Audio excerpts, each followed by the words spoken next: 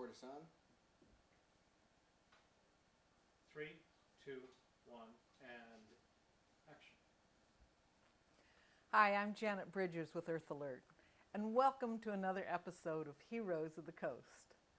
Very happy today to have as our guest Richard Charter. Richard, thanks for making your way. Thank you. So, Richard, would you tell us briefly what the path is that led you to coastal protection involvement? It's all my father's fault. I grew up on a small ranch in Concord, California, and my father was crazy, absolutely crazy for abalone. So every low tide, we were in the tide pools on the coast, and I was so small that I would get parked literally in the little intertidal zone with the little fishes and the little aquarium of the tide pools, and I just fell in love with the intertidal of the California coast. And what's your current position and title and the work that your organization does? I am a senior fellow with the Oceans Foundation, and what we do is we acquire funding for and fund ocean-related projects all over the world. Do you have a scientific background, or did you come to this through legal, or how did you get involved in All of the that above. position? All of that. All of the above. I was, as a small child, I was a mad scientist, sort of a nerd at the time, I guess, a child prodigy, and I was interested in being a research chemist. I segued from that into, in college, industrial design and majored in fine arts and went into government. That's a broad background. So we're going to get right into some of the meat of this stuff. How would you describe the short and long-term effects of the 1969 Santa Barbara oil spill? Well, you have to view the Santa Barbara oil spill, the blowout, in a couple of ways, in my opinion. There was the point at which society was standing at that crossroads in time. The Cuyahoga River was catching fire. Rachel Carson was reaching all kinds of fame with Silent Spring. And then this oil drilling rig, Platform A, Union Oil, in the Santa Barbara Channel, had a blowout. Nobody knew what a blowout was. We'd been told this was a safe technology and nothing could go wrong ever. And it turned out that the public learned from the Santa Barbara blowout that not only could the oil industry have accidents that you couldn't clean up, and they couldn't clean up, you couldn't even turn them off. And it went on, and still leaking a little bit today in 2012, and it taught people that you could have these tremendous ecological disasters that came from the offshore drilling industry, and that seems to be, since, a lesson we need to learn about every 10 to 15 years. It's not an innocuous industry, but it was really the beginning of the modern day environmental movement. That particular Santa Barbara blowout incident started a whole new way of thinking. It engendered 3 or 4 major federal laws that, ironically, Richard Nixon was supportive of and signed into law. And it was a turning point for our society in terms of understanding how we need to live in harmony with the environment. And what were you doing at the time of that incident? I was actually running a graphic design firm in San Jose, California, working away for what later became the tech boom, working for, companies like IBM and Memorex, doing graphic design. Working my way through college. And I was concerned about the environment, but it wasn't something I was working on. Once in a while, I would tithe part of my time as a graphic designer and public affairs person to progressive political candidates that were running for office. In those days, they didn't really have too many environmental people in politics. So part of my time I gave to people who were trying to change the political scene for the better. But mostly I was doing commercial graphic arts.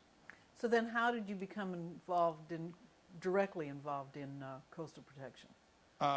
It was a complete accident. I had quit any environmental work in the 70s. I just felt like I had done it. I had worked on large dam projects on the California Nuclear Initiative, and I decided I've had it with the environmental movement. I was working day and night, and I basically I was wearing myself out, so I just stopped. And I wound up living on the coast between Jenner and Bodega Bay. And I discovered that a Secretary of Interior, Cecil Andrus, for then President Jimmy Carter, was going, one day I read in the paper, he was going to put offshore drilling rigs right in front of my house. So it was what you call, I guess, enlightened self-interest. And I thought, well, I could do a little flyer. So I went to a printer friend of mine and I said, a little half sheet flyer, could you print some for me? And he put it on blue paper. He had a lot of paper that was bright blue, and he printed them 2 up, so we got twice as many. And then he wandered off and left his printing press running for a couple hours extra. So pretty soon I had like 14,000 of these little flyers that said offshore drilling on the Sonoma coast. They've got to be kidding. And we had needed a name to put on it, so we called the group, which didn't exist at the time we printed the flyer, Friends of the Coast. And we simply put them on storefront counters like grocery stores and bait shops and yacht harbor. It said, "Write to the Secretary of Interior." And pretty soon we had a steering committee of 12 people and a membership of 2,000, literally in a matter of about 60 days. And we had a lawyer show up and get us nonprofit status, and that was how I got started. So, what year was that? Well, we're talking here in the late 70s. About 76, I think, was the first time I heard about offshore drilling on the Sonoma County coast, and segueing into about 78. Okay. And then in 1980, there was a job advertised in Santa Cruz, California, to be based in the San Mateo County Planning Department to coordinate city and county governments who were concerned about offshore drilling on the whole central and northern California coast, from really Big Sur all the way up to the Oregon border. And I and about 5 of my friends all applied for that job one day in a very impressive team interview where you went in and there were 5 county supervisors from different counties. And I left and they said, well, we'll call you in a couple of weeks. And I never heard anything. And about a month and a half later, a secretary from the county of San Mateo called me up and said, oh, congratulations. And I said, what? And she said, oh, you don't know? Well, act surprised, you got the job. So then I'm in a situation where I have to commute from Bodega Bay to Redwood City a couple days a week. And they gave me an old metal desk, a black rotary dial phone, and an empty file cabinet, and said, it's impossible, we know, to stop federal offshore drilling off the central and northern California coast. We know it's impossible, but we'd like you to try, and that's your job. Great attitude going in, but I'm glad you didn't have that attitude. So then 1980, President Reagan takes office and appoints James Watt. Now, you'll have to coordinate the timing for us. Meanwhile, the Coastal Act had passed in 1976 in California. And now, where does the Coastal Zone Management Act come in, and when was that? Well, the drafters of the Coastal Zone Management Act, the federal law, created sort of a carrot and a stick approach for coastal states to motivate coastal states to adopt a federally approved coastal zone management plan for the state coastal plan. The feds, under the Coastal Zone Management Act, the Department of Commerce would give the states money, potential grants to do good things with, and also give the states a little bit additional clout under certain types of projects, federal projects like federal offshore drilling plans, and federally sponsored projects like onshore facilities that a company might want to build in the coastal zone of that state. The state acquired what was called the right of consistency, finding out or making a determination at the state level whether or not the act of building that offshore drilling related project was consistent with the state's federally approved coastal zone management plan. This is called consistency. It's very important to how the California coast looks today. because the state of California now had a federally approved coastal zone management plan. And I don't think it was part of the original vision necessarily of passing the Coastal Act in California and having a federally approved coastal zone management plan, but it became one of the most important tools to protecting the coast from federal offshore drilling in places like Big Sur and Mendocino and Humboldt County. This was the primary tool for the counties and the state. And so it empowered them in certain ways, but more specifically, how did it help them prevent offshore? Well, for example, if an oil company that had found oil somewhere off the coast of California or anywhere else that had one of these federal plans wanted to come ashore with a pipeline and build an onshore facility, it was obviously going to have what the law called a direct effect on the state's federally approved coastal zone management plan and on the state's coastal zone. That was clear. What had to be tested in court, and this was where James Watt came in. James Watt decided that his predecessor, Cecil Andrus, had made a mistake in backing off drilling in Big Sur, Santa Cruz, San Mateo, Marin, Sonoma, and Humboldt County. And so James Watt, after he'd been in office about a month, reinstated an offshore drilling plan for all of Central and Northern California. He just put them back. He said, my predecessor took them out, I'm putting them back in. This set in motion a chain of events by which the counties, county boards of supervisors, city councils and mayors that I worked for, went to the state and said, hey, help. You know, these guys are going to destroy our economies, they're going to destroy our lifestyle, they're going to destroy our coast. And in the back of everybody's mind, of course, was the lesson learned from the Santa Barbara blowout. But what this led to was a court case called California v. Watt. And the state of California, joined by a large number of co-plaintiffs in the form of county governments and city governments, wound up challenging whether or not the act of leasing federal offshore lands, federal offshore tracts, the act of holding a lease sale, also had a direct effect on the state's coastal zone. And we won in the Ninth Circuit Court of Appeals. We went all the way to the U.S. Supreme Court. This was something that law students study now. This took about 4 years.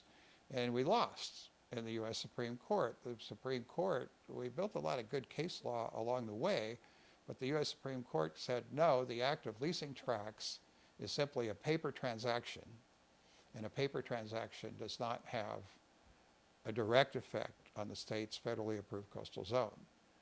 But what this did was teed up a whole understanding on the part of the oil industry that if you try to drill off of one of these northern or central California counties, they will fight you every single step of the way. And they did, because the next thing the counties did is 22 different local governments passed, either by putting them on a ballot or for the vote of the people, or by action of the city council or the county board of supervisors, onshore facilities ordinances, which either banned outright onshore facilities for offshore drilling, or put it to a vote of the people. If an oil company came to, for example, County of Sonoma and said, you've got to build an onshore facility in Bodega Bay, I still have maps of one that never got built, the people get to vote on it, or it's banned, depending on the county and the city. We made each one of these different, these ordinances. In a place like Santa Cruz, it passed by something like an 80% margin when we put it on the ballot that we would have this ordinance. The oil companies, of course, sued the counties, challenging, I think, 12 different claims. The first was the Commerce Clause of the Constitution had been violated. You were banning interstate commerce of oil onto the shore to be refined. And so the state attorney general and city attorneys and county council from all of these counties got together and fought the lawsuit, and we always thought we would have to change the language of some ordinances. If they lost in court, we would substitute language from the ones that survived in court. We never had to do that because we won on all claims in every county. And those ordinances still stand today. This has a tremendous chilling effect on an oil company that might be wanting to bid, for example, on tracts off of Sea Ranch or off of Mendocino Village, because they probably will never be able to get anything they find to shore. They I might see. be able to barge it or tanker it away, but that's probably not going to happen. And the length of coast where this applies is? Basically from the southern boundary of Monterey County all the way pretty much to Del Norte County.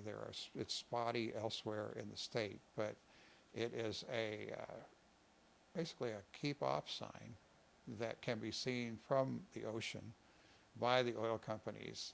And interestingly enough, there was just a Government Accountability Office study that came out a week ago, and it cites this series of onshore facilities ordinances as a reason why it's not wise to try to offer leases off the coast of California, because you'll never be able to transport your product to a refinery.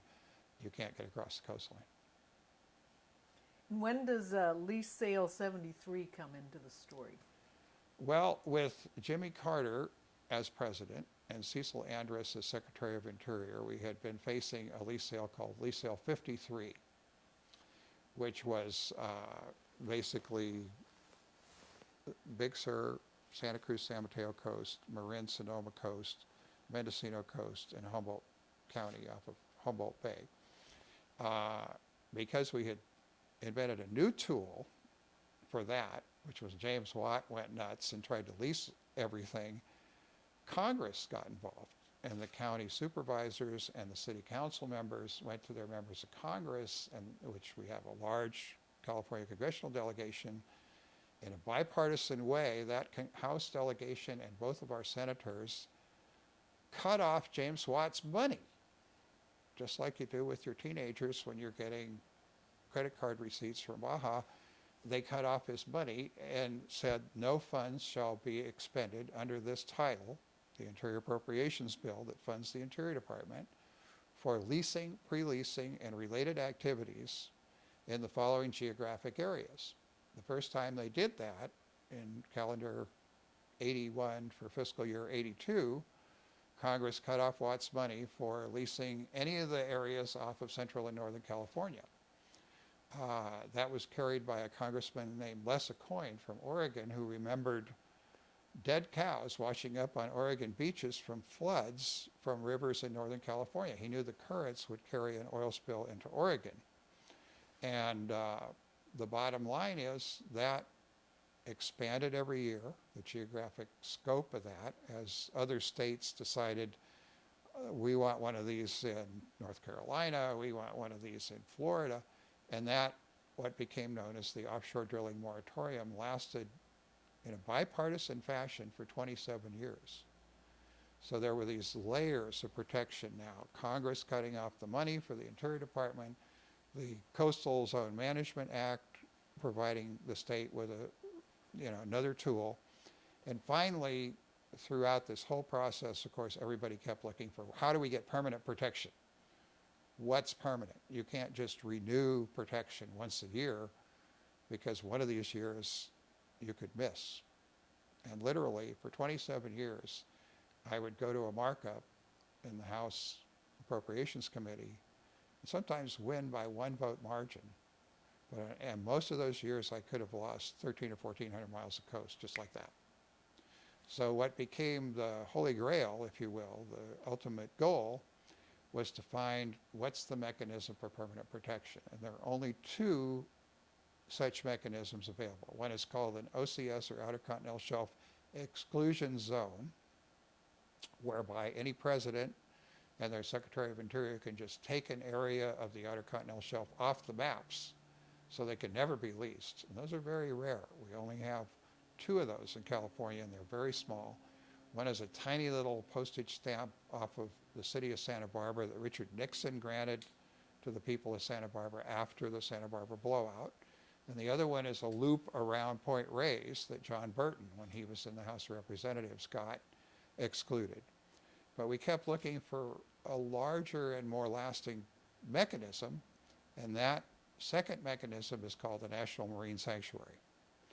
A National Marine Sanctuary doesn't automatically ban oil leasing, but it can.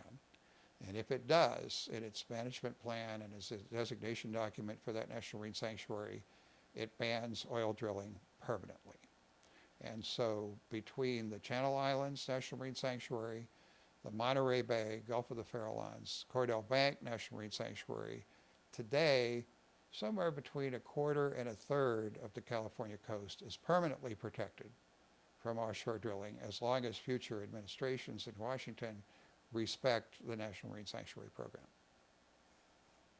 But as you know, oil drilling continues in the Santa Barbara Channel Yep. from lease season that was before the '69 spill, and they keep trying. They could, just a couple years ago, PXP and the slant drilling concept. So, do you think they'll ever stop trying? I think that as long as there is money to be made by harvesting non-renewable resources on this planet, at the current level of general awareness or consciousness of our connectivity to how healthy ecosystems support our economy and our jobs and our lives, oil companies are going to keep trying to drill. The PXP proposal to slant drill or directionally drill from existing platforms is back. I mean, this year, spring of 2012, we saw the House of Representatives, the mood of which is very pro-drilling right now, pass 3 lease sales for California, Southern California, the first of which is next year, 2013, which is horizontal drilling from existing platforms. Now, will this be passed by the Senate? Possibly. Would it be signed by the current administration, the Obama administration? Probably not. Would it be signed by a Romney administration? In a heartbeat. And the thing about horizontal drilling is it is a fool's game. It's a trick. It involves everything needing to be absolutely perfect with the well seals, what are called cementing procedures in the creation of that well. And it was actually failed cementing that caused both the 2009 blowout off the west coast of Australia called the West Atlas spill was a cementing problem. The Gulf of Mexico Deepwater Horizon blowout was a faulty cementing issue, among many other stupid things that the company had done. So California is actually on a trajectory toward the riskiest kind of offshore drilling, which is slant drilling from onshore footprints and existing platforms. It's a trick. And the oil operations are now owned by what I refer to as mom and pop companies. It's not the big well-known names. It's smaller companies that have bought these operations, but are they equipped to deal with a spill? Well, after the Exxon Valdez tanker spill in Alaska, the response to large oil spills was changed. So while the spiller, the company that causes the accident and the oil spill, pays the bill, there are now industry cooperatives, large bunches of equipment that are owned or contracted out to large oil companies that cause the spill. So it really doesn't matter if you're a mom and pop, you're still going to have the same response. But response to oil spills in the ocean is extremely ineffective, as we saw during the Deepwater Horizon yet again. We do not have skimmers that can gather more than 15 or 20% of the oil on a good calm day, if you're lucky enough to have one of those. We can't shut off these undersea leaks, sometimes ever. You can actually fracture the seafloor, as they did with the Santa Barbara blowout, and create leaks that go on for decades. And we don't have capacity. Even if we could gather the oil from the sea surface, you have to store an immense amount of oil in water to be re-separated somewhere on shore, and we don't have that number of tankers and barges. So we are totally ill-equipped to respond to oil spills. If we're having a really good season and great weather, we might get 15 or 20% of the spill back. So it doesn't matter who owns the well. They may not have the deep pocket to pay for it, but that'll be determined later in a court of law. And what's the state now about the Gulf, in your opinion? The Gulf of Mexico was, of course, the worst environmental disaster in U.S. history. And I hesitate to use the word was. It's still going on. As we speak today, there's a hurricane coming ashore through the marshes, which have layers of oil entrained in the sediments. This is not uncommon. There will be oil in some of those marshes for 40 or 50 years, based on science we've done elsewhere. And when you have a storm like Hurricane Isaac, it can stir that oil back up and put it back into the water column. We don't know yet whether that's happening. But even without that, there has been oil deposited at mean high tide up in the marshes that's still there, as toxic as the day it was spilled. There are thousands of people with health problems. They don't know whether it's an exposure to the oil or to the mixture of oil and Corexit. Corexit is extremely controversial. It should not be permitted to be used without certain precautions. And so you've got sick people, a sick ecosystem, an economy that's still reeling. All this time after the Deepwater Horizon, and yet Congress is behaving as if it never happened. What happened at the Deepwater Horizon that didn't happen after the Santa Barbara blowout?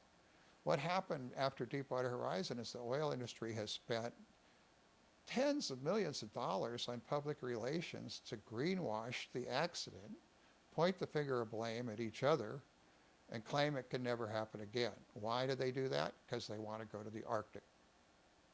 Shell Oil has 3 drill ships today, 3 ships, 2 of them drilling rigs, headed for the Arctic Ocean.